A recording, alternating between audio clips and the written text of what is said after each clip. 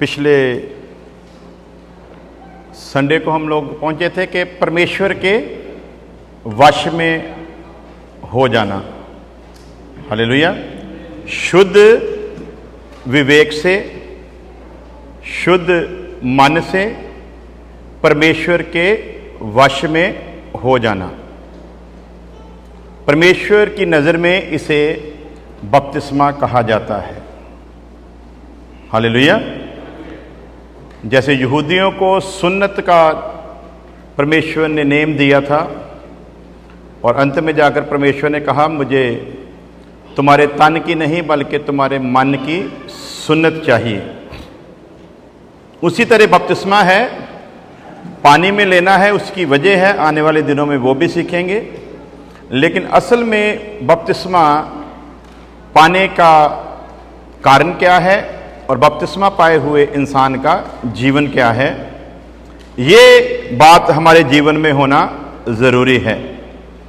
अगर बपतिस्मे के बाद जैसा जीवन परमेश्वर चाहता है, अगर वैसा जीवन नहीं, तो फिर बपतिस्मा कैसे भी तरीके से क्यों ना लिया हो, वो किसी काम का नहीं। हालेलुया।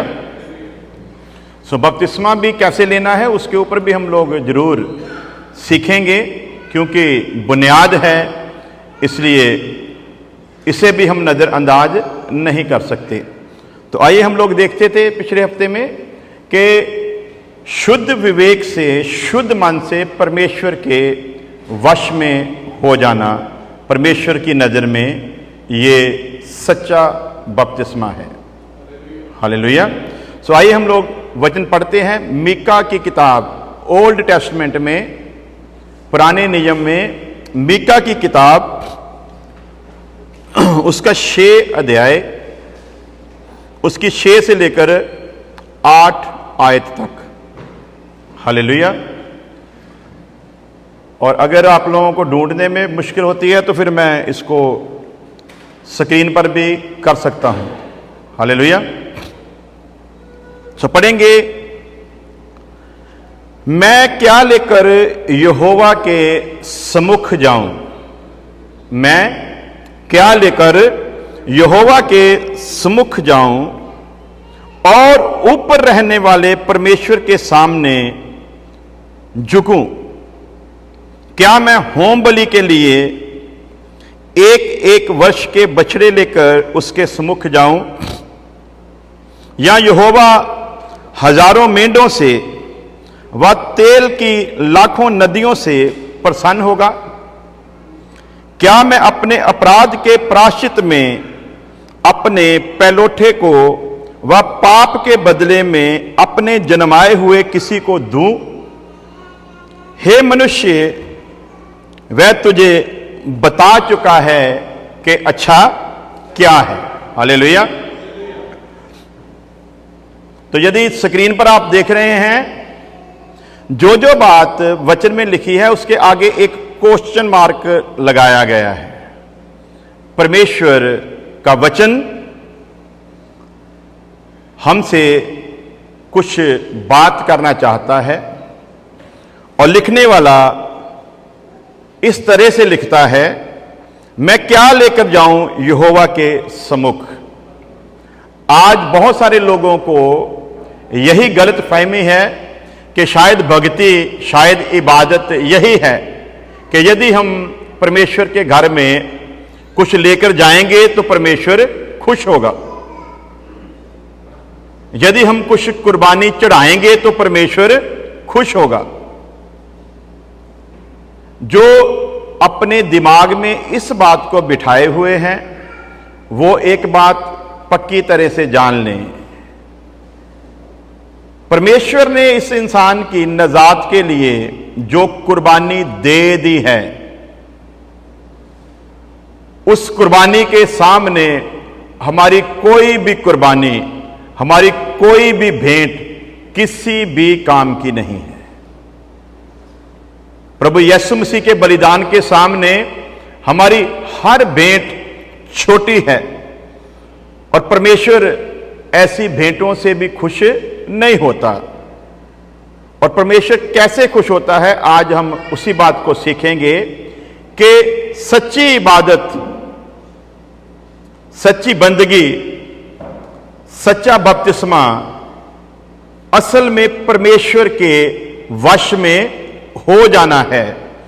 और जब हम किसी के वश में अपने आप को कर देते हैं, तो जिसके वश में हमने अपने आप को किया है, बाकी सारी की सारी जिम्मेवारी फिर उसी की हो जाती है। हालेलुया। कई बार उदाहरण दी है कि प्लेन में हम लोग बैठते हैं, इंडिया से 12, 14, 16 हजार किलोमीटर का सफर हम लोग करते हैं। आजकल तो दिल्ली से सीधी डायरेक्ट ही आती है 13, 14 घंटे की। तो हम लोग खाना वगैरह खाकर आराम से वहां पर सो जाते हैं। तभी आंख खुलती है जब अनाउंसमेंट होता है कि अब हम लैंड करने वाले हैं। तो हम बार बार जाकर पायलट से नहीं पूछते कि जहाज ठीक चल रहा है, टायर टूर कामयाब है, कितने पंचर तो नहीं होया, इंजन ठीक है, पेट्रोल सही तरह चेक कर लिया, कितने घट ना जाए, राह च ना रह जाइए। ऐसा कभी पूछा जी किसी ने? दुनिया का पायलट जो प्लेन को चला रहा है, उस पर हमको भरोसा है कि ये दिल्ली से हमें हिफाजत के साथ अमेरिका की धरती पर उतार देगा। हम बार बार उससे पूछने जाते नहीं हैं। बार बार क्या, एक बार भी नहीं पूछते, बल्कि जब हमने उसके वश में कर दिया तो हमको भरोसा है कि उसने पायलट का कोर्स किया है, सही तरीके से ही लेकर जाएगा। तो दुनिया के पायलट पर हमको इतना भरोसा है कि वो हमको महफूज ले जाएगा। तो जिसने ऐसे पायलटों को जन्म दिया है, उसके ऊपर तो फिर उससे कहीं ज्यादा भरोसा होना चाहिए। परंतु जब उस पर भरोसा करने की बात आती है, तब हमारा भरोसा नजर कितना भी। कई लोग मुझको कहते हैं प्रार्थना कर दो। मैं बोलता हूं क्यों प्रार्थना करवानी है, तकलीफ क्या है? बोलते नहीं जी आप छोड़ो जी, वचन की बात मत करो, आप क्या करो, प्रार्थना कर दो। तो मैं बहुत ज्यादा मना करता हूं। फिर मैं सोचता हूं कि ये लोग सोचेंगे कि पता नहीं क्यों ये प्रार्थना नहीं करता, पता नहीं क्या कारण है। आखिरकार फिर मुझको प्रार्थना करनी पड़ती है जब लोग जिद करते हैं कि नहीं जी आप प्रार्थना कर दो। लेकिन जो वचन सीखता है, सवाल फिर हम उससे करते हैं, आप प्रार्थना करवाना क्यों चाहते हैं? जब आपने अपने आप को परमेश्वर के वश में शुद्ध विवेक से कर दिया, जब अपने आप को परमेश्वर के वश में शुद्ध मन से कर दिया, तो क्या फिर आपको प्रार्थना की जरूरत है? हां जी, तो फिर क्यों करवाते हैं? क्या मैं खुदा से बड़ा हूं? क्या आपने अपने आप को खुदा के वश में किया या मेरे वश में किया?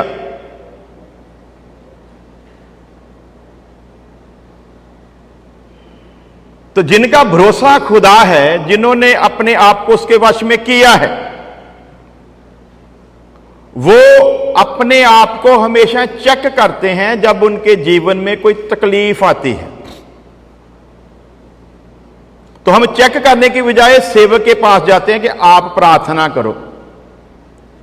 अपने आप को चेक नहीं करते कि मुसीबत आई क्यों है। सेवक से कहते हैं कि तू प्रार्थना कर दे। तो अब सेवकों का भी चलन चला हुआ है, उनको भी पता है प्रार्थना करेंगे तो कोई मालशाल आएगा, नहीं तो ये लोग देंगे भी कुछ, नहीं तो वो भी कर देता है। और फिर अचानक से कभी कभी काम भी हो जाता है। तो जब काम हो जाता है, फिर जिसके वश में है उससे ध्यान हटकर जिसकी प्रार्थना से काम हुआ, सारे का सारा ध्यान फिर उसी पर चला जाता है। मैं वीडियो देख रहा था, किसी के घर लड़का हुआ है, तो वो गवाही देने के लिए पुलपिट पर उनको बुलाया गया है। तो वो गवाही दे रहे हैं, लेकिन जैसे सेवक चाहता है वैसे नहीं दे रहे। सेवक की मर्जी के मुताबिक गवाही नहीं दे रहे। तो सेवक बोल रहा है, आप बताओ आपके लड़का जो हुआ है कब हुआ था? जब मैं आया था उसके 2 दिन बाद हुआ ना। जब मैंने आकर प्रार्थना की ना, तब 2 दिन बाद हुआ ना लड़का। यानी कि वो उसके कहने का कारण क्या है? मैंने प्रार्थना की थी 2 दिन पहले, उस प्रार्थना की वजह से आपके घर में क्या लड़का हुआ है? लड़का इसलिए हुआ कि मैंने 2 दिन पहले क्या की थी? आपके घर में आकर प्रार्थना की थी कि आपके घर में लड़की नहीं बल्कि लड़का पैदा हो। ऐसे सेवक को कभी घर में घुसने ना दो जो आपके घर में यह कहकर प्रार्थना करे कि खुदावंद खुदा इसके घर में लड़की हो या लड़का हो। ये फैसले हमारे नहीं, लड़की हो या लड़का हो, ये फैसले ऊपर से होते हैं। हालेलुया। यदि हमारी प्रार्थना करने से ये लड़के लड़कियों में बदलने लगे या लड़कियां लड़कों में बदलने लगे तो फिर खुदा का काम तो बीच में से निकल ही गया। तो जब भी खुदा का सेवक जो सच्चा है वो यही प्रार्थना करेगा, ऐ खुदावंद खुदा, तूने इस औरत को मां बनने के लायक बनाया, तेरा शुक्र करते हैं। अब जो भी इस घर में आए वो तेरी ओर से मुबारक हो। हालेलुया। जब जिद करके मांगते हैं ना तो हमेशा गड़बड़ होती है। इसलिए परमेश्वर जो भी दे उसे खुश दिली के साथ ले लेना चाहिए। परमेश्वर के वश में होने का मतलब ही यही है कि हमें परमेश्वर की इच्छा को जानना है, अपनी इच्छा उसके आगे रखनी नहीं। सो क्या लिखा यहां पर? मैं क्या लेकर आऊं?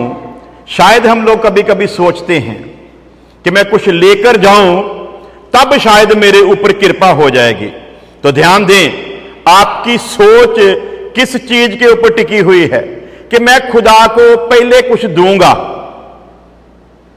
सोच कहां पर है? मैं खुदा को कुछ दूंगा तो बदले में खुदा मुझको कुछ। इतना छोटा बना दिया हमने खुदा को कि यदि हम तुझको पहले कुछ देंगे तब तू हमको कुछ देने के लिए तैयार होगा, वरना तैयार नहीं होगा। और वचन क्या कहता है? मैं तेरे सन्मुख क्या लेकर आऊं और ऊपर रहने वाले परमेश्वर के सामने झुकूं? क्या लेकर आऊं जो उसके सामने मैं झुकूं? सवाल करता है, क्या मैं होम बलि के लिए 1-1 वर्ष के बछड़े लेकर आऊं जैसा व्यवस्था में हम लोग पढ़ते हैं?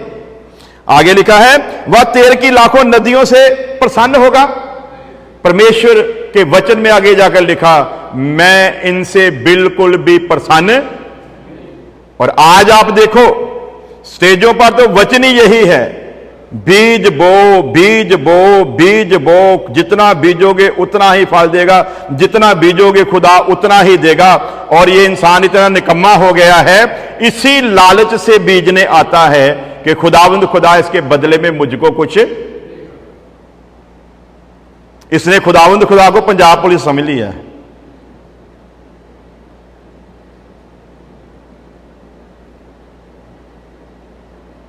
वो पंजाब पुलिस नहीं है, वो कायनात का मालिक है। हम उसे कुछ भी देने योग्य, कुछ भी नहीं देने योग्य। सो वचन में लिखा है, क्या लेकर आऊं? क्या कौन सी ऐसी भेंट चढ़ाऊं जो तुझे खुश कर सके? ऐसी कोई भेंट ना आज तक बनी है, ना आज तक किसी ने चढ़ाई है, और ना ही कोई ऐसी भेंट चढ़ा सकता है जिससे खुदा को खुश कर सके। दुनिया में ऐसी कोई वस्तु नहीं है। लेकिन आज हम सीखेंगे जो उसके वश में हो जाते हैं उनके लिए क्या चढ़ावा है, उन्होंने क्या चढ़ाना है। जिसको हम चढ़ावा समझते हैं वो चढ़ावा नहीं है। इंसान ने आसानी के काम सोच लिए ना कि ऐसा ऐसा काम कर दो तो खुदा खुश हो जाएगा। लेकिन वचन साहब कहता है, क्या मैं अपने अपराध के प्रायश्चित के लिए, यहां तक लिखा कि यदि मैं अपने पाप के प्रायश्चित के लिए अपने पहलौठे बेटे को भी चढ़ा दूं अब इससे बड़ी कुर्बानी क्या होगी जी?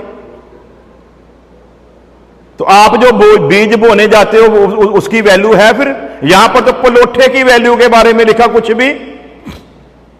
अगर चढ़ा भी दूं तो भी खुदा पर कोई एहसान नहीं, क्योंकि उसी ने तो इस लायक बनाया कि मेरे घर में पलोठा जन्म ले। तो जिसने जन्म दिलाया वो उसी का है, इसलिए उसको चढ़ाकर भी यदि हम कहें कि हम बहुत बड़ा काम कर देंगे तो भी वो काम बहुत बड़ा परमेश्वर की नजर में नहीं ठहरेगा।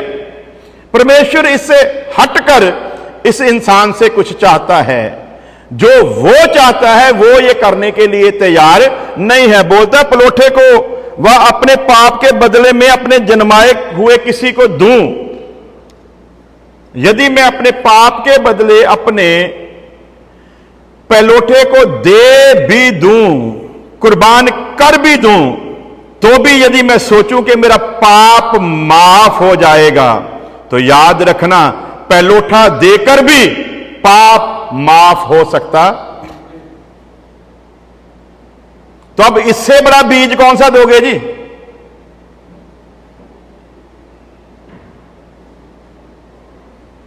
लेकिन समस्या क्या है, जो उसके वश में हो चुके हैं उनको अपने बाप की मर्जी का पता है। अभी 2 वीडियो मेरे पास लोगों ने भेजे, क्योंकि बोलते कि आप इसके ऊपर ना वीडियो बनाकर भेजो। जब भी कोई उधर पंगा पड़ता है ना पंजाब में, कोई गलत प्रचार करता है, कोई गलत शिक्षा देता है, तो ज्यादातर जो मैसेज है ना वो मेरे ही पास ही पहुंचते हैं। तो मैं बहुत बार बोलता हूं, आप भी किसी को जवाब दे दिया करो। मैं आपका कोई ठहराया हुआ नहीं हूं कि सारे जवाब मैंने ही देने हैं। मेरे पास भी वही बाइबल है जो आपके पास है। ये अमृतसर से हैं, उस्ताद नहीं बेगुरा, और बेगुरा होने के कारण प्रचार क्या कर रहा है कि खुदावंद खुदा के रूह ने मुझ पर यह जाहिर किया कि आदम को बनाने से पहले भी धरती पर मनुष्य थे। तो किसी ने बहुत बढ़िया नीचे कमेंट किया है, बोलता आदम के बनाने से पहले जो मनुष्य थे उसी की संतान है तू।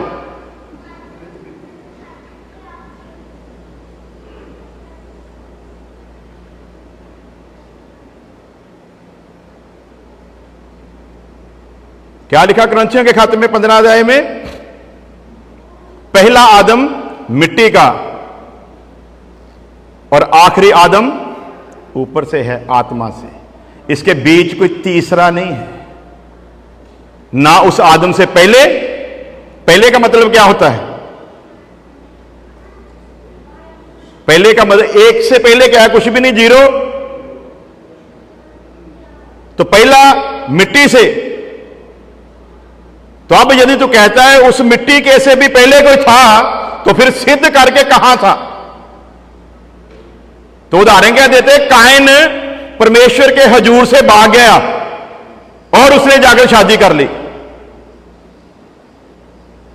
तो उसने शादी किससे की? इसका मतलब पहले कोई थे तभी तो की ना, क्योंकि पहला ही आदम का बेटा था तो शादी कर ली। तो इसका मतलब कोई और भी मनुष्य आदम के बनाने से पहले थे।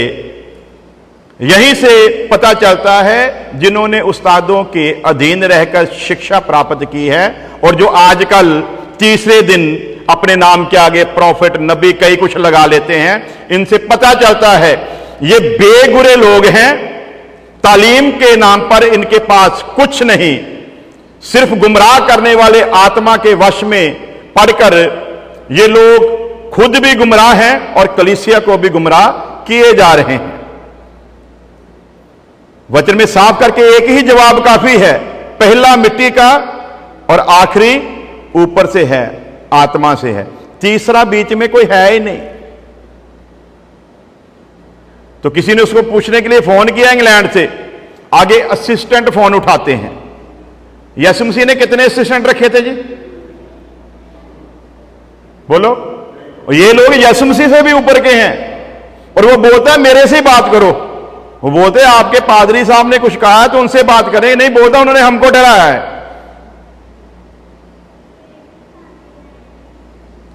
तो मैं चाहता हूं आप पूरी रीति से परमेश्वर के वश में हो जाओ ताकि कोई इंसान आपको गुमराह ना कर सके।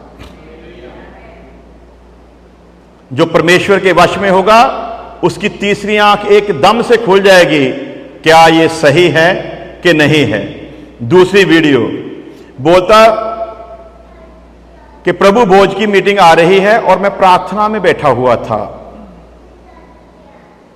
और इस प्रभु भोज की मीटिंग में प्रभु ने मुझको बताया है कि प्रभु भोज की मीटिंग के साथ साथ तू उनको मिठाई खिलाना।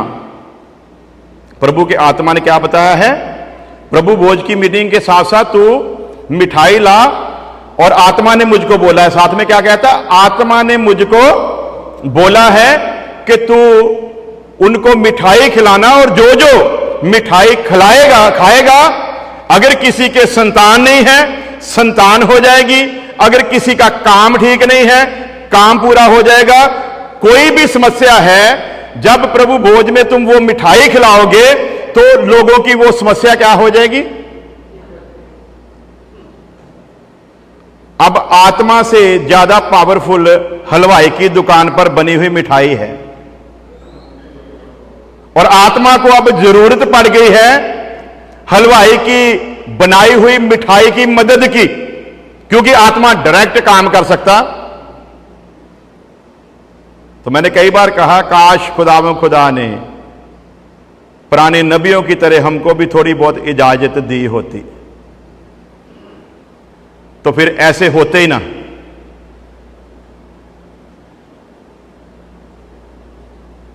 लेकिन अफसोस है कि ऐसी इजाजत है नहीं, इसलिए हम भी कुछ कर सकते नहीं। लेकिन जो खुदा ने हमको दिए हैं उनको वचन के द्वारा सावधान जरूर कर सकते हैं।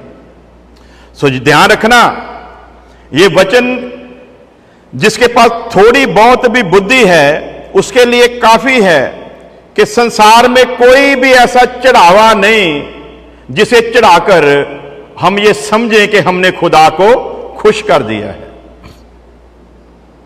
क्योंकि आखिरी बात क्या कही है उसने कि मैं घर में जन्मे हुए को भी यदि चढ़ा दूं तो भी कुछ काम होने वाला, तो भी तू खुश होने वाला नहीं है। अब 8 जो आयत है वो पढ़ते हैं। और यहोवा तुझसे इसे छोड़ और क्या चाहता है कि तू न्याय से काम करे। परमेश्वर कैसा चढ़ावा चाहता है कि तू क्या करे?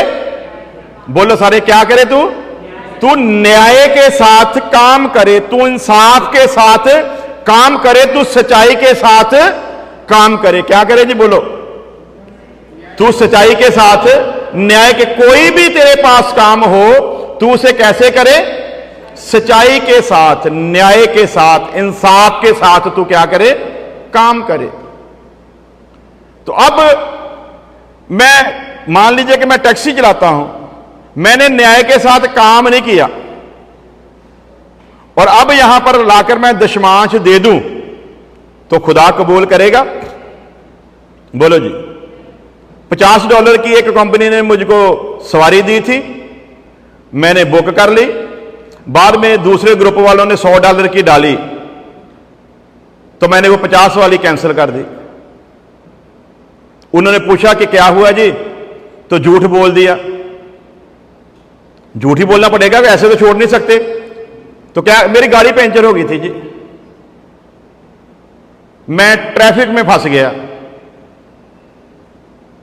तो झूठ बोलकर मैंने 50 की जगह 100 कमा लिया, और उस दिन 300 कमाना था 600 कमा लिया, और 200 लाकर इधर मैं दूं खुदा की हजूरी में, तो खुदा खुश हो जाएगा ना? खुदा जिस दिन तख्त पर मेरा इंसाफ करने को बैठेगा उस दिन मुझसे इन सारी बातों का हिसाब मांगने वाला है। तूने काम में इंसाफ किया कि नहीं किया? जो काम तेरे सुपुर्द किया गया था उसे वफादारी से किया कि? तो ये छोटी छोटी बरीकियां हैं जो वश में हो गए हैं, उन पर ये बातें ज़ाहिर होती हैं। जो वश में नहीं हैं उनको इन बातों से कुछ भी लेना देना। एक बार एक भाई को हम लोग काम पर लेकर गए अपने साथ, तो काफी लेजी था वो, तो हम उसको कह रहे थोड़ा करो जी, बोलता मैं तो ऐसे ही करता हूं, जहां भी जाता हूं ऐसे ही करता हूं। तो बाद में हमने बोला यार तुमको फिर रखते क्यों हैं? तो बोलता मेरे को एक दिन से ज्यादा कोई रखता भी नहीं है, अगले दिन जवाब दे देते हैं। तो मैंने बोला करते ऐसा क्यों हो? बोलता पैर तो हमारे हैं, अगला जितना मर्जी कही जाए आ जाओ तेज चलो, हमारे भी पैरों को पकड़कर तो नहीं ना आगे रख सकता।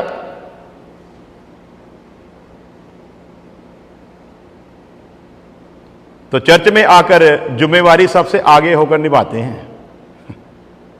प्रभु भोज की मीटिंग में भी क्या करते हैं? लोगों को प्रभु भोज सर्व करते हैं। ये खुदा की रहम दिली है कि ऐसों को अभी भी बर्दाश्त कर रहा है। परमेश्वर तो चाहता है क्रोध के साथ तख्त से उठे और ऐसों का नाश करे, परंतु जब यीशु के लहू को देखता है फिर अपने इरादे को बदल देता है। इसलिए लिखा है जो सब कुछ जानकर भी पाप करता है वो यीशु मसीह के लहू को पांव तले रौंदता है, और जो बेकदरी करेगा उसका इंसाफ करने के लिए परमेश्वर ने एक दिन ठहराया है।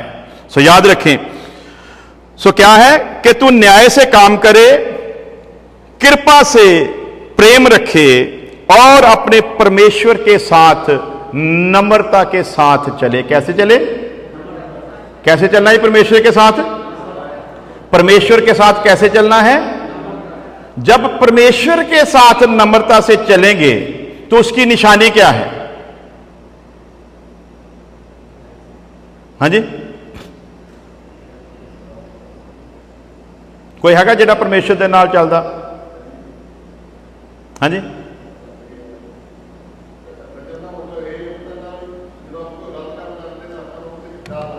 परमेश्वर के साथ चलने का मतलब क्या है? क्या परमेश्वर मनुष्य की तरह हमारे साथ साथ चल रहा है फिजिकली? हाँ जी, जो हुक्म उसने हमको दिया है इस जहान में पूरा करने के लिए, जब हम उस हुक्म को पूरा करते हैं तो परमेश्वर के साथ साथ चलते नहीं, बल्कि परमेश्वर हमारे साथ साथ चलता है। तो वचन में साफ करके लिख दिया, तेरा कोई भी चढ़ावा, कोई भी चीज किसी भी काम की नहीं, सिर्फ मैं एक ही चाहता हूं, तू मेरे साथ नम्रता सहित चल। जैसे मैं नम्र हूं वैसे तू भी नम्र होकर चल। यदि तू ऐसा करेगा तो तेरा चढ़ावा मुझे कबूल है। यदि तू ये सब नहीं करता तो तेरा कोई भी चढ़ावा मुझे प्रसन्न कर सकता नहीं। आगे देखते हैं वचन को। यदि हम उसके वश में हैं और उसके संग चलना है तो वचन अनुसार हमारा जीवन कैसा होना चाहिए? सवाल है। यदि हम उसके वश में हैं और उसके संग चलना चाहते हैं तो वचन अनुसार हमारा जीवन कैसा होना चाहिए? पढ़ेंगे कुलसियों का खत 1 अध्याय उसकी 10 से लेकर 11 आयत तक, ताकि तुम्हारा चाल चलन जो वश में है उसने ये सिद्ध करना है कि वो किसके साथ चल रहा है? परमेश्वर के साथ चल रहा है, परमेश्वर की तरह चल रहा है, और परमेश्वर ने जैसा हुक्म दिया है उस हुक्म को पूरा कर रहा है, ताकि तुम्हारा चाल चलन प्रभु के योग्य हो। किसके योग्य जी? केरे योग्य? जिसके साथ चलना है उसके योग्य हो। आप बहुत फास्ट चलने वाले हैं, आप एक तरीके के साथ चलने वाले हैं, और एक आदमी बिल्कुल ढीला सा आपके संग चल रहा हो, कितनी देर तक साथ लेके चलोगे जी? हाँ जी, साथ तो उसी के चलने का मजा आता है जो हमारे कदम के साथ कदम मिलाकर चल रहा हो। हालेलुया। हमको ना तो हमसे ज्यादा आगे चलने वाले पसंद हैं और ना ज्यादा पीछे चलने वाले पसंद हैं। हम चाहते हैं हमारे संग संग चलने वाला हो। उसी तरह परमेश्वर भी चाहता है हम उसके साथ साथ चलें। कैसे चलें? साथ साथ चलें। जब उसके वश में दे दिया है तो वो हमको उंगली पकड़कर चलाएगा, वो हमारी रक्षा करेगा, वो हमको संभालेगा जब उसके वश में है। तो यदि उंगली छुड़ाकर भागेंगे, इसका मतलब हम शब्दों से कहते हैं कि हमने तेरे वश में किया है, परंतु अपना हाथ उसके हाथ में देने के लिए भी तैयार। ऐसे लोग जितनी माजी प्रार्थनाएं करवाते रहें, इनके जीवन से कभी भी दुख दूर नहीं हो सकता। कितनी भी प्रार्थना करवाएं, इनके जीवन से बीमारियां कभी जाएंगी नहीं। कितनी भी प्रार्थना करवाएं, ये दुखी थे, दुखी हैं, दुखी ही रहेंगे, क्योंकि इनके जीवन का यही हिस्सा है। क्यों?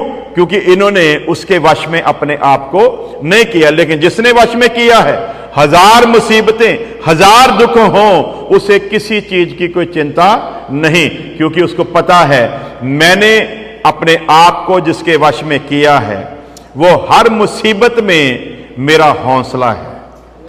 हालेलुया। क्या है? वो हर मुसीबत में मेरा हौसला है। जब प्लेन में बैठते हैं ना, तो अनाउंसमेंट होती है, आपकी रक्षा जैकेट आपकी सीट के नीचे है। पाके देखी कभी किसी ने? हाँ जी, मेरा ख्याल यहां पर जितने बैठे हैं उनमें से सबसे ज्यादा प्लेन का सफर मैंने किया है। मुझको भी गिनती भी नहीं कितना किया है और कितनी जगहों पर गया हूं। तो इतना सफर करने के बावजूद आज तक मैंने सीट बेल्ट, जो रक्षा जैकेट है, वो देखी भी नहीं है। लेकिन हर एक जो बैठा है उसको एक थोड़ा सा हौसला है। क्या है भला? अगर कोई गड़बड़ हुई ना, तो लाइफ जैकेट कहां पर है? लाइफ जैकेट सीट के नीचे है। जब प्लेन क्रैश होते हैं तो कभी किसी को उसको पहनने का मौका मिला? हाँ जी। लेकिन हौसला होता है कि मेरी सीट के नीचे क्या है? रक्षा जैकेट है। कोई प्लेन ही गिरा हो तो कोई बचा हो, शायद पानी पूनी पर उतर गया हो तो कोई बच बुच गया हो। तो मेरे ख्याल से, मुझको नहीं पता कि कोई कभी ऐसा भी हुआ हो कि ऊपर प्लेन में कोई गड़बड़ हुई हो और लोग पैराशूट डालकर नीचे आ गए हों।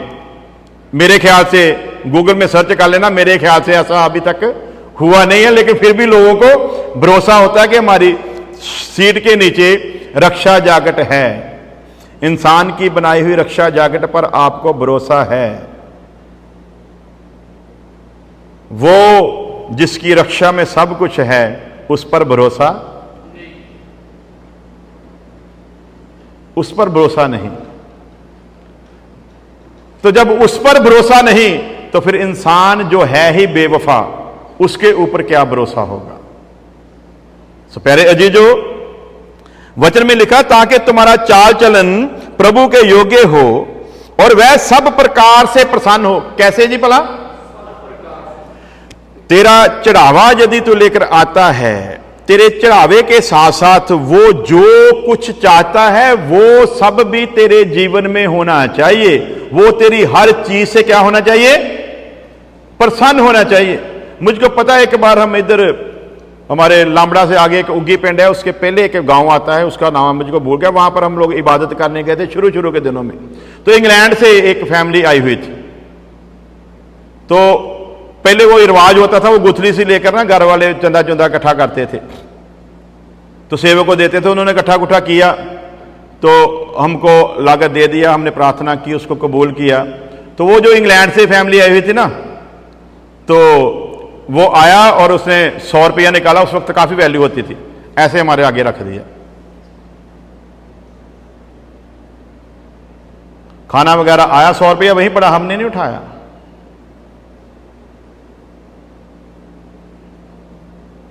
और यकीन माने, उन दिनों में हमारे हालात जो थे ना, गरीबी की बोलते हैं, जो गरीबी रेखा से भी नीचे। कई लोग मुझको बताते, तुम्हारा चलता है, तुम्हारा गुजारा होता है, इसलिए इस किस्म का प्रचार करते हो। तो मैं बताता हूं, जब हमारा गुजारा नहीं भी होता था, खुदावंद खुदा ने इसी गैरत में रखा था। तो खाना वगैरह खाया हमने, 100 रुपया हमने नहीं उठाया।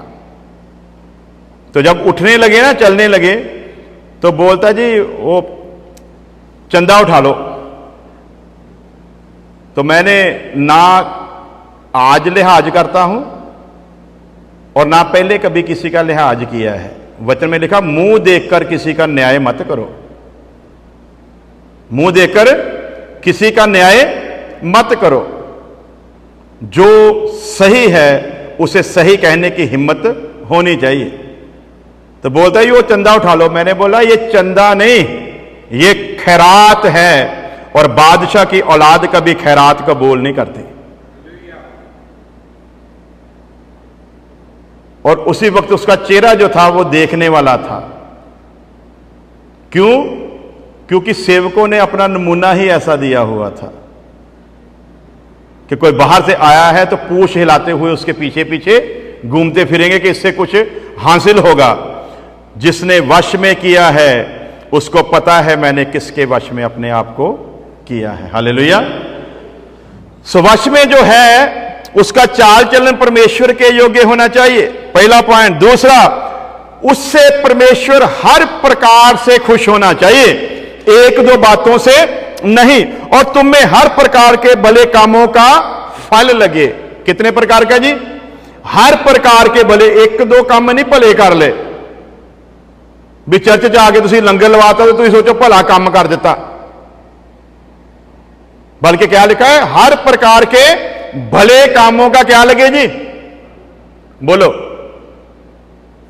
मान लीजिए चर्च में कोई ऐसा आदमी हो जिसका इधर कोई डॉक्यूमेंट भी ना हो, उसके कोई चोट वगैरह सीरियस लग जाए, और आप चर्च में तो हर हफ्ते $100 देते हो, वो आपसे मदद मांगे तो आप उसकी मदद ना करें, तो क्या जो आपने इधर दिया खुदा वो कबूल करेगा? हां जी। इधर बेशक ना दो तो चल सकता है, लेकिन यदि किसी जरूरतमंद की जरूरत को आपने पूरा नहीं किया वो बिल्कुल नहीं चलेगा। तो क्या लिखा वचन में? हर भले प्रकार का तुमको क्या लगे? फल लगे, और परमेश्वर की पहचान में बढ़ते जाओ। जिसने उसके वश में किया है, सिर्फ खाली वश में कर देना काफी नहीं, बल्कि जिसके वश में किया है उसकी पहचान में दिन प्रतिदिन हमको क्या करना है? बढ़ते जाना है, ताकि हर दिन हमको नया बल मिले, नया हौसला मिले, नई सामर्थ्य मिले, और हमको ये पता चले हमने अपने आप को आखिरकार किसके वश में किया है। हालेलुया। लेकिन हमने तो पादरियों के वश में किया हुआ है, पास्टरों के वश में। हमारे पास्टर जैसा कोई पास्टर नहीं है। कईयों का तो इबादत का जो सिस्टम है ना, वश में करना क्या है, कईयों का तो जो रूटीन है ना जीवन की, जो मसीह में है, वो सोचते हैं सुबह उठेंगे 5 मिनट 10 मिनट प्रार्थना करेंगे, आधा घंटा प्रार्थना करेंगे, काम पे जाएंगे, रात को सोने से पहले आधा घंटा प्रार्थना करेंगे, सो जाएंगे। वो सोचते हैं यही मसीही जीवन है। यदि भक्ति इतनी आसान होती तो फिर आपकी भक्ति प्रवान हो चुकी होती। हालेलुया। ये जो हम भक्ति करते हैं ना, सुबह उठकर 5 10 15 मिनट 20 मिनट प्रार्थना कर ली, इसका मतलब भला क्या है? ये भक्ति नहीं है, ये आपकी जरूरत है। क्या दुआ करते हो सुबह उठकर? परमेश्वर की पहचान में बढ़ने की दुआ करते हो या अपने आप को बढ़ाने की?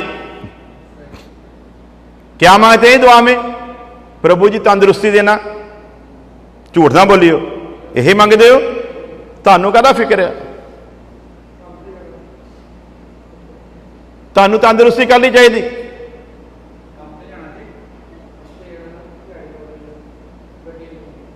हाँ जी। तंदुरुस्त रह के तुसी की खोना खो लिया जिहड़ा होर चाहिए है? तो दुआ क्या होती सुबह सुबह? वचन में क्या लिखा? भक्ति का भेद गंभीर है। तो उस गंभीर वेद को तो हमने आज तक जाना ही नहीं, तो वो प्रार्थना करके हम कौन सा अपने आप को तीर मार सका समझते हैं जी? वो तो प्रार्थना सारी हमने अपने लिए की है, अपने परिवार के लिए की है, अपनी तंदुरुस्ती के लिए की है, अपनी आशीष और बरकत के लिए की है, अपने काम के लिए की है। जिस गाड़ी में जाना है उस गाड़ी के लिए की, प्रभु इसको सेफ रखना, टायर ना फट जाए किते, सही सलामत लैके जाए, उत्थे पहुंच के तेरे नाम की शुक्रगुजारी करांगे। तो जे नाल गया फिर शुक्रगुजारी नहीं होनी। हाँ जी, इसका मतलब यदि रास्ते में टायर फट गया फिर शुक्रगुजारी नहीं होगी। शुक्रगुजारी कब करनी है? प्रभु जी सलामती से लेकर जाना, वहां पर तेरे नाम की शुक्रगुजारी करेंगे। प्रभु रास्ते में फिर रहने देता है। तो आप बताओ, दिल पर हाथ रखकर इसमें भक्ति कहां पर है? बोलो, जिन्हें जेड़े कर दे हो दसो मैनू, भक्ति इत्थे कित्थे है? हाँ जी, इसमें भक्ति कहां पर है? आपने क्या मांगा? प्रभु जी तंदुरुस्त रखिए, भक्ति है। हमारे ताया जी का बेटा है, वो भगत नहीं है, किसी को भी नहीं मानता है। वो कम से कम 62-63 साल की उम्र हो गई है। दवाई क्या होती है आज तक टेस्ट का नहीं पता उसको। अभी भी किसी का हाथ पकड़ ले तो छुड़ाना मुश्किल है। इधर वो सुरेंद्र के लाया, उसके बड़े भाई की मैं बात कर रहा हूं, उसका नाम भी सुरेंद्र ही है। पूरे जीवन में कभी दवाई नहीं खाई, किसी को मानता भी नहीं है। कई बार टाइफाइड, निमोनिया जैसी बीमारियां भी आई हैं। उसके अंदर का विश्वास क्या है? हर बीमारी का एक समय होता है, वो समय पर अपने आप ही ठीक हो जाती है। तो वो होता रहा, उसको कभी कोई प्रॉब्लम आई नहीं, बीमारी अपने आप ही चली जाती थी, तो कुछ भी नहीं उसने किया। तो मैं नहीं समझता आप जो मसीह में हो, आप में से कोई उस जितना तंदुरुस्त है। तो इसका मतलब तंदुरुस्ती का सिस्टम जो है वो परमेश्वर से उसका कुछ लेना देना नहीं है। आपके जीवन शैली है कि आप जीते किस ढंग से हो। एक बंदा रात को 8-10 रोटी खाकर ऐसे ही सो जाता है, खुदा उसकी मदद करेगा जी? बोलो जी। उसको तो शुगर 100% ही होनी है, बीपी उसका 100% बढ़ना है, साथ में 5-7 बीमारियां और भी पक्की 100% आनी है। किसी पादरी से दुआ करवा लेना, किसी साधु संत महात्मा के पास चले जाना, कितनी भी यात्रा कर लेना, कितने भी पास्टर, कितने भी चर्च बदल लेना, यदि तू ऐसा करता है तू 100% बीमार हो गया ही होगा। रोटियां खाने की आदत तूने नहीं छोड़ी, दुआ करवाने के लिए पास्टर, और पास्टर 4-5 बार लगातार घर में आ जाए तो फिर बातें होती हैं, यार रोटी के टाइम ही आ जाता।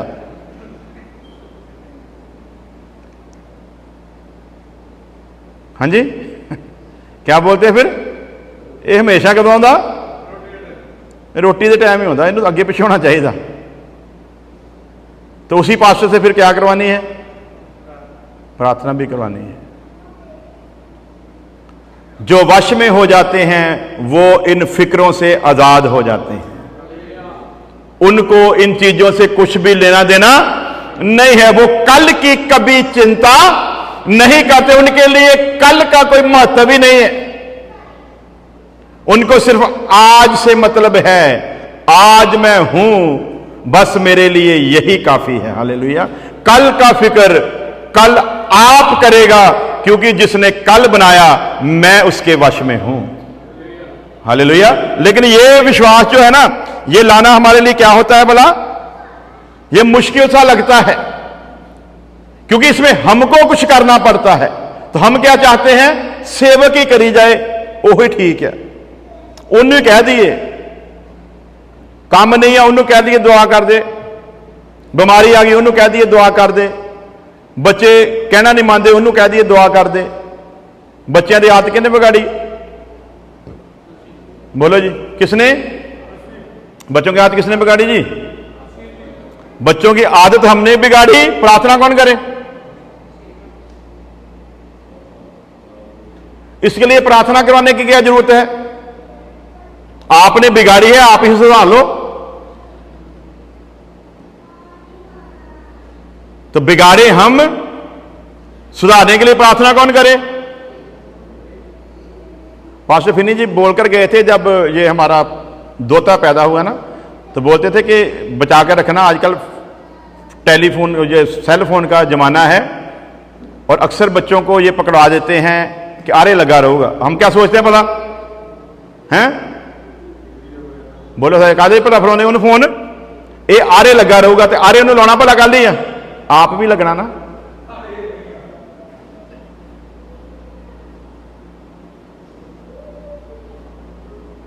ओनू फोन फड़ा के की करना भला?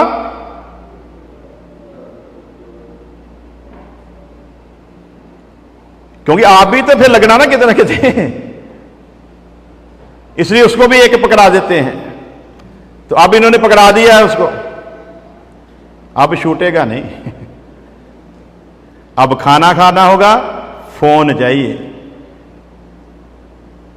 उठेगा तो फोन ढूंढेगा, सोने तक फोन को छोड़ेगा।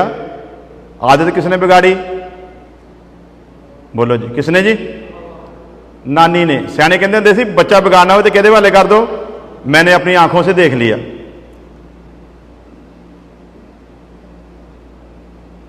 पहले तो कहावत सुनी सी, हुण की देखा भला? अपनी आंखों से देख लिया। नानी प्यार ज्यादा करती ना दादी नालों, दादी का प्यार नजर नहीं आता, नानी का ज्यादा नजर आता है लोगों को।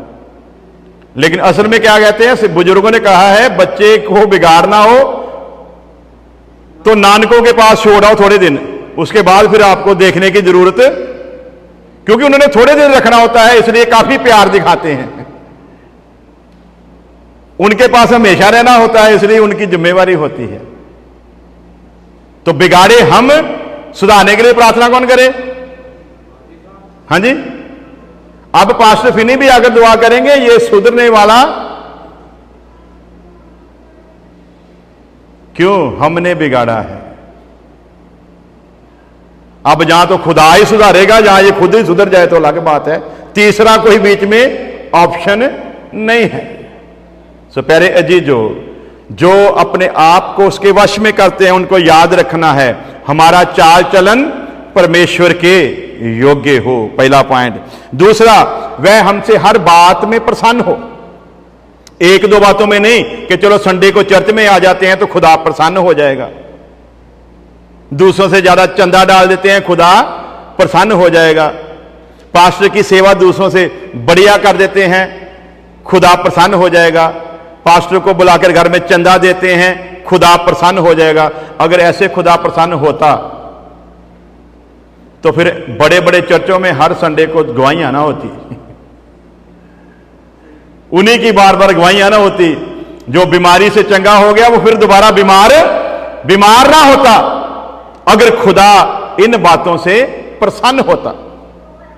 हम अपनी मर्जी के लिए इतने हम खुद गर्ज हैं, इतने हम बेगैरत हैं, अपनी खुद गर्जी के लिए उस खुदा को भी इस्तेमाल कर जाते हैं,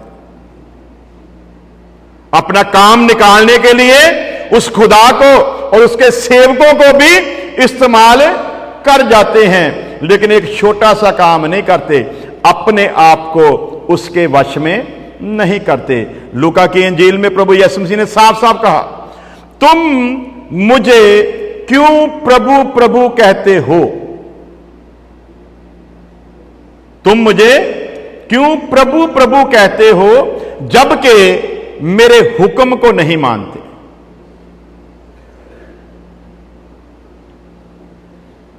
बोलो जी। पापा पापा जिन्ना मर्जी उन्होंने तेल लाई जाओ तुसी, है ना? जे तुसी हुक्म ना मनो तो पापे की नजर च की हो भला? बदतमीज हो। पापे ने पता है पापा पापा जो अज ज्यादा कर रहा मतलब कढ़न के लिए आया। कई तो गोडे गाडे घुटन लग पेंदे मां प्यो के जो काम जरूरत होंगी, जो निकल गया उदों फिर गुरदास मान का गाना हुण तू कौन थे।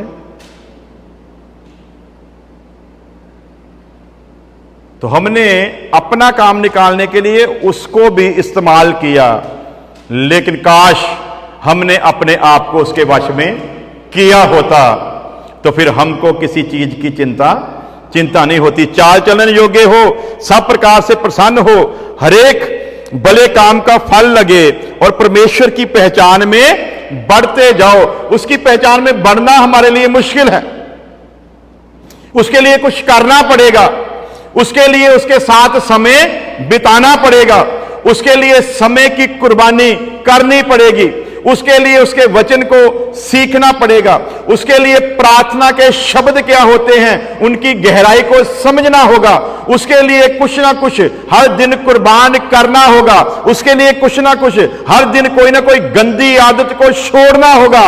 यह सब कुछ हमारे लिए छोड़ना मुश्किल है, इसलिए हम चाहते हैं थोड़ा बहुत कुछ ऐसा करके उसको प्रसन्न कर दें। याद रखो वचन में लिखा, वो ऐसे प्रसन्न होने वाला,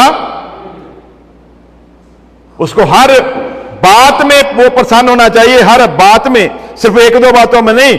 और उसकी महिमा की शक्ति के अनुसार सब प्रकार की सामर्थ्य से बलवंत होते जाओ। कैसे होते जाओ जी? सब प्रकार की सामर्थ्य से बलवंत होते जाओ। किसको बोल रहा है वचन ये? हाँ जी, और सीधे करो पादरी दे बड़ी समर्थ है। बोलो क्या बोलते हैं जी? वो उस पास्टर में बड़ी समर्थ है, तू की है? तेरे च समर्थ कदों नहीं? तू बस चंदा दे के दुआ कराउणा रहना।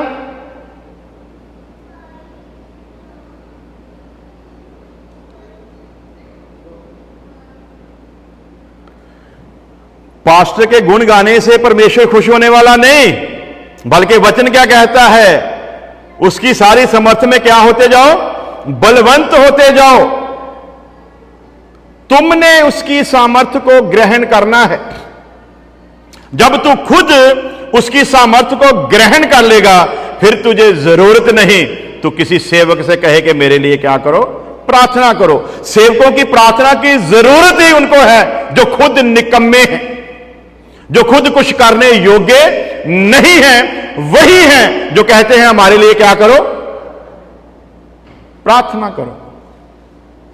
लेकिन जो उसकी पहचान में बढ़ते जाते हैं, उनके लिए वचन कहता है वो सामर्थ्य में भी बलवंत होते जाते हैं। और जो सामर्थ्य में बलवंत होते हैं उनको फिर किसी चीज की चिंता नहीं होती। हमको पता है, इधर पास्टर खोकर के यहां एक बार पॉल दीना करना आया था, तो सभी भाग भाग कर जा रहे हैं उनसे प्रार्थना करवाने के लिए। तो हम लोग एक तरफ खड़े हैं, दो तीन जनों ने हमको भी बोला कि आप प्रार्थना करवा लो। फिर वो पास्टर जी ने भी बोला पास्टर खोकर ने के दुआ करवा लो। हमने बोला हमको जरूरत नहीं है दुआ की, लेकिन बाकी सभी करवा रहे हैं। उससे दुआ करवाने का मतलब क्या है? आपके पास जो खुदावन ने सेवक दिया उस पर आपको भरोसा नहीं। क्या है? जिस सेवक के साथ आप संगति करते हो उस सेवक पर आपको भरोसा नहीं कि खुदा का दिया हुआ है। जो आया है उसकी तरफ भागते हैं। ये चर्चों में चलन है। इधर मैं अगर किसी को लाकर खड़ा कर दूंगा ना, वो आया एक दिन के लिए, वो बोलेगा मैंने ये किया वो किया बस, तो हम लोग फटाफट उसकी एक दिन की बात पर विश्वास करके फटाफट आगे भाग कर आते हैं। और क्या? पास्टर साडे लिए दुआ कर दे। आप उसके बारे में क्या? जो सेवक आपके बीच में है, जिसको सेवा करते 5 साल 10 साल 20 साल हो गए हैं, उसको तो आप पहचान नहीं पाए। जो एक दिन में आया, पता नहीं वो झूठ बोल रहा, आजकल तो झूठ भी बोलते हैं, वो झूठ बोल रहा है कि सच बोल रहा है, आपको पता नहीं। बस उसने कहा मैंने ये किया मैंने वो किया, बस आप भाग के गए। दुआ, ये सबसे बड़ा एक घटिया नमूना है किसी भी चर्च का। कभी मत जाओ। आप ऐसा करके सिद्ध करते हो आप गलत जगह पर संगति कर रहे हो। और यदि आपको यह भरोसा है कि आप गलत जगह पर संगति करते हो तो फिर उस चर्च को छोड़ दो। जहां तो जिसके ताबे हो उसके संग वफादार रहो और ये यकीन रखो कि यही खुदा ने हमको दिया है, और यदि उस पर यकीन नहीं है तो फिर उस चर्च में आने का भी फायदा। मैंने इधर भी देखा एक दो बार हमने बाहर से सेवकों को बुलाया, भाग कर जाते हैं फटाफट प्रार्थना कराने के लिए। वहां पर पता चल जाता है कितनी तालीम हासिल की है, कितना इनके अंदर वचन गया। क्योंकि वचन तो सुनते नहीं, जब इधर खड़े होकर सुनाते हैं ना, सुनते नहीं है।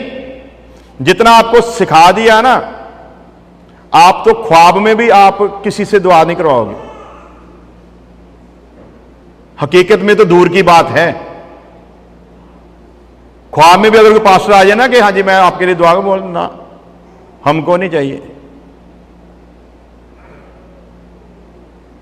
क्यों? जो वश में हैं उनकी पहचान है, वो हर दिन सामर्थ्य पाते हैं।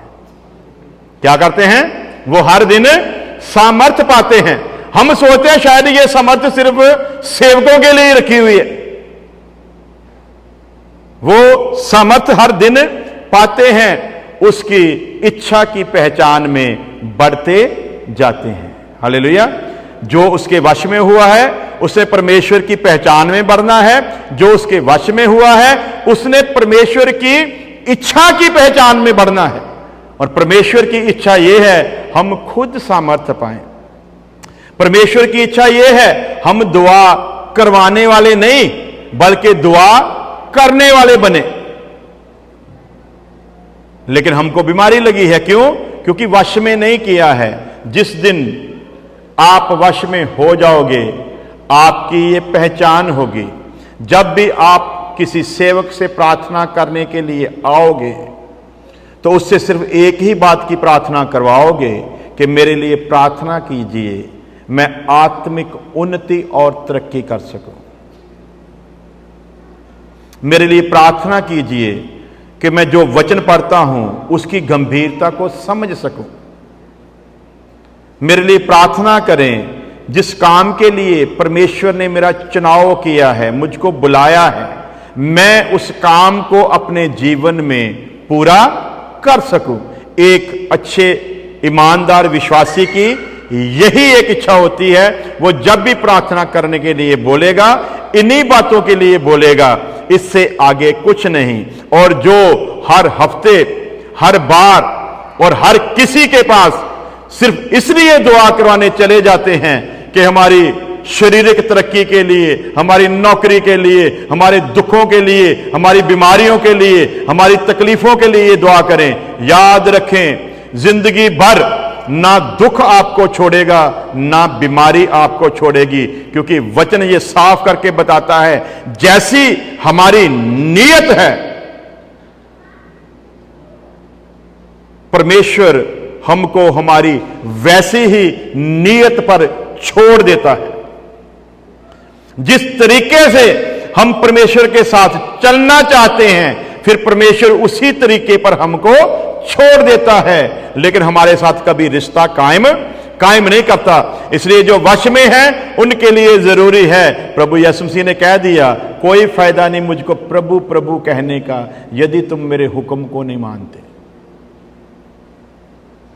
तो यदि कहीं किसी से प्रार्थना कराकर आपका कोई छोटा मोटा काम हो जाता है ना, तो उसको प्रभु यीशु मसीह का दर्जा ना दिया करो, बल्कि याद रखो तुम परमेश्वर को इसी काम के लिए इस्तेमाल करना चाहते थे और परमेश्वर ने ऐसे ही किसी आत्मा के हवाले आपको कर दिया है, जिसे वचन में साफ करके लिखा है वो आत्मा गुमराह करने वाला आत्मा है और आपको ऐसा गुमराह करेगा जिंदगी भर आप परमेश्वर को पहचान नहीं सकोगे। अपनी आंखों को बंद करें, सिरों को झुकाएं। हालेलुया। तेरा शुक्र हो, धन्यवाद हो, धन्यवाद। अपने अपने लिए अपने अपने मन में परमेश्वर से मांगे कि मुझ पर अपना ये प्रकाश जाहिर कर कि मैं तेरे वचन अनुसार कैसे अपने आप को तेरे वश में रखूं। मुझ में ऐसा यकीन पैदा कर कि मैं जब भी देखूं तेरी ओर देखूं, क्योंकि मेरा छुटकारा तेरी ही ओर से है। मैं किसी इंसान पर भरोसा नहीं रखूंगा, बल्कि मेरा भरोसा तो है, क्योंकि तेरा वचन कहता है, हाय उस इंसान पर जो किसी मनुष्य पर भरोसा करे, और मुबारक होगा वह शख्स जो खुदा पर भरोसा रखे। मेरे अंदर ऐसा जज्बा डाल कि हर पल मेरा भरोसा सिर्फ तू ही रहे। हालेलुया, धन्यवाद। सब अपनी अपनी जगह पर खड़े होंगे थोड़ी देर के लिए। Hallelujah, hallelujah. हम एक भजन गाएंगे आत्मिक उन्नति और तरक्की के लिए। ये भजन उनके लिए है जिन्होंने अभी तक पाक रूह का अभिषेक नहीं पाया। ये भजन उनके लिए भी है जिनको पाक रूह मिल चुका है, लेकिन पाक रूह की भरपूरी नहीं है। वो भरपूरी के लिए गाएंगे, और जिनको नहीं मिला वो इसलिए गाएंगे कि प्रभु तू मुझे भी अपने आत्मा का अभिषेक दे। हालेलुया। दे दे आत्मा का मुझे अभिषेक, दे दे आत्मा का मुझे अभिषेक, एक नया बल आने दे। दे दे पाक रूह की अग्नि का तेग, पाप मेरे जल जाने दे। दे दे पाक रूह की अग्नि का तेग, पाप मेरे जल जाने दे। दे दे आत्मा का मुझे अभिषेक, दे दे आत्मा का मुझे अभिषेक। नई सोच दे, नया जोश दे, नई जुबान पे आने दे। नई सोच दे, नया जोश दे, नई जुबान पे आने दे। तेरी फसल के साथ जो बढ़ती झाड़ियां भी जल जाने दे। नई सोच दे, नया जोश दे, नई जुबान पे आने दे। तेरी फसल के साथ जो बढ़ती झाड़ियां भी जल जाने दे। रूखा कोयला जग वेदी से तू ले, रूखा कोयला जग वेदी से तू ले। होठों को मेरे छू जाने दे। दे दे पाक रूह की अग्नि का तेग, पाप मेरे जल जाने दे। दे दे पाक रूह की अग्नि का तेग, पाप मेरे जल जाने दे। दे दे आत्मा का मुझे अभिषेक, दे दे आत्मा का मुझे अभिषेक। रूह की आग की इन बत्तियों से जितना भी कोई निकलेगा, रूह की आग की इन बत्तियों से जितना भी कोई निकलेगा, कुंदन सोने से भी बढ़कर वो ईमान में निखरेगा। रूह की आग की इन बत्तियों से जितना भी कोई निकलेगा, कुंदन सोने से भी बढ़कर वो ईमान में निखरेगा। मिट्टी के बर्तन है हम कमजोर, मिट्टी के बर्तन है हम कमजोर। आग से तप जाने दे। दे दे पाक रूह की अग्नि का तेग, पाप मेरे जल जाने दे। दे दे पाक रूह की अग्नि का तेग, पाप मेरे जल जाने दे। दे दे आत्मा का मुझे अभिषेक, दे दे आत्मा का मुझे अभिषेक। अपने तालिबों की कुर्बानी आज से ही तू लेता था, अपने तालिबों की कुर्बानी आज से ही तू लेता था। की है नबियों ने जो दुआएं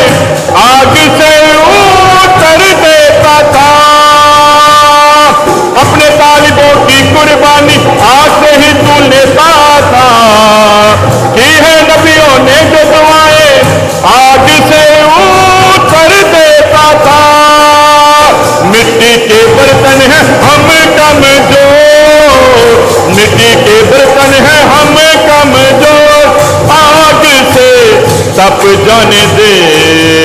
जद पाक रूखी अग्न का सेक पाप मेरे जल जाने दे। दे दे पाक रूखी अग्न का सेक पाप मेरे जल जाने दे। दे दे आत्मा का मुझे अभिषेक, दे दे आत्मा का मुझे अभिषेक, दे दे आत्मा का मुझे अभिषेक, दे दे आत्मा का मुझे अभिषेक, दे दे आत्मा का मुझे अभिषेक, दे दे आत्मा का मुझे अभिषेक, दे दे आत्मा का मुझे अभिषेक, दे दे आत्मा का मुझे अभिषेक। धन्यवाद। प्यारे खुदा, जितने भी लोग तेरी हुजूरी में हैं और जितनों ने भी मन लगाकर तेरे वचन को सुना, सचमुच वो उसी तरीका से अपने आप को तेरे वश में कर दें जैसा आज वचन ने हमको सिखाया है। जितने लोगों ने सोशल मीडिया के जरिए भी इस प्रोग्राम को देखा है और जो आगे भी देखेंगे, उन सब पर भी तेरे बड़े रहम को मांग लेते हैं।